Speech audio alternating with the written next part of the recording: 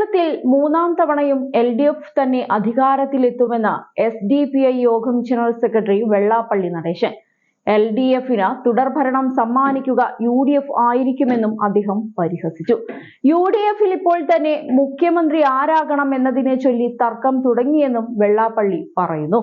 2026 നിയമസഭാ തിരഞ്ഞെടുപ്പിലും ഇടതുപക്ഷം തന്നെ സംസ്ഥാനത്ത് ജയിക്കും. അവർ തന്നെ ഭരിക്കും. അത് UDF-ന്റെ ദോഷം കൊണ്ടാണ്. UDF-ൽ 5 പേർ മുഖ്യമന്ത്രിയാകാൻ നിൽക്കുകയാണ്. KPCC പ്രസിഡന്റിനെ എപ്പോഴും ചീത്ത പറയുകയാണ് VD സതീശൻ. ഇടയ്ക്ക് എന്നെയും പറയും. അവൻ തണ്ടനാണ്. ശശി തരൂർ രാഷ്ട്രീയ അടവ് നയങ്ങൾ പലതും കാണിക്കുന്നുണ്ട്. തരൂർ ഇടയ്ക്ക് പ്രധാനമന്ത്രി നരേന്ദ്രമോദിയെ സുഖിപ്പിക്കും, ഇടയ്ക്ക് കോൺഗ്രസിനെയും സുഖിപ്പിക്കും. ഒരു പാർട്ടിക്ക് അകത്തു നിൽക്കുമ്പോൾ അച്ചടക്കത്തോടെ നിൽക്കണമെന്നും എന്നാൽ തരൂർ അങ്ങനെ നിൽക്കുന്നില്ല എന്നും അദ്ദേഹം എടുത്തു പറഞ്ഞു. ആശുമാരുടെ അവസ്ഥ കണ്ടിട്ട് കഷ്ടം തോന്നുന്നു എന്നും വെള്ളാപ്പള്ളി കൂട്ടിച്ചേർത്തു. ഇടതുപക്ഷ സർക്കാരാണ് പെൻഷൻ കൂട്ടി നൽകിയത്.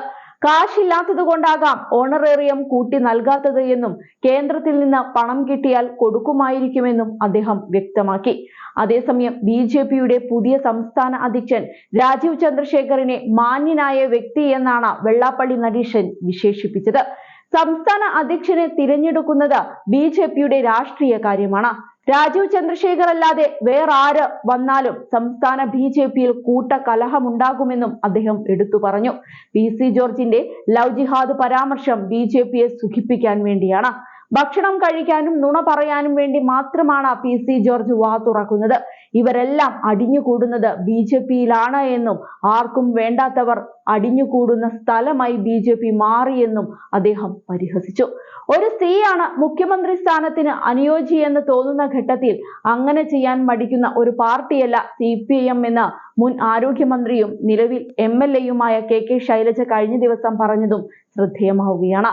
മുഖ്യമന്ത്രി സ്ഥാനം എന്ന് പറയുന്നത് കൽപ്പിച്ചു കൂട്ടിയ സംവരണ സീറ്റായിട്ട് ഇനി ഒരു സ്ത്രീ ഇരിക്കട്ടെ എന്ന് പറയേണ്ടതല്ല. ഓരോ സംസ്ഥാനത്തിനും പൊളിറ്റിക്കൽ സിറ്റുവേഷൻസ് ഉണ്ടാകും. ബീഹാറിൽ ലാലു പ്രസാദ് യാദവ് ജയിലിൽ പോയ സമയത്ത് റാബ്രി ദേവിയെ മുഖ്യമന്ത്രിയാക്കിയപ്പോൾ അയ്യോ എന്ന് പറഞ്ഞ പലരുമുണ്ട്. പക്ഷേ രാഷ്ട്രീയ രംഗത്ത് മിന്നിത്തിളങ്ങാത്ത ആ സ്ത്രീ ലാലു പ്രസാദ് എങ്ങനെ കൊണ്ടുപോയോ അതുപോലെ ഭരിച്ചിട്ടുമുണ്ട്. അപ്പോൾ സ്ത്രീകൾക്ക് കഴിയാഞ്ഞിട്ടല്ല. ഇനി കേരളത്തിന്റെ കാര്യമെടുത്താൽ ഞങ്ങളെയൊന്നും ആരും നിഷേധിച്ചതല്ല. ഈ സാഹചര്യത്തിൽ ആരാണ് മുഖ്യമന്ത്രി സ്ഥാനത്ത് ഏറ്റവും ഉതകുന്നതെന്ന് പാർട്ടി കമ്മിറ്റി ചേർന്നാണ് തീരുമാനിക്കുന്നതെന്നും ശൈലജ ടീച്ചർ എടുത്തു പറഞ്ഞു.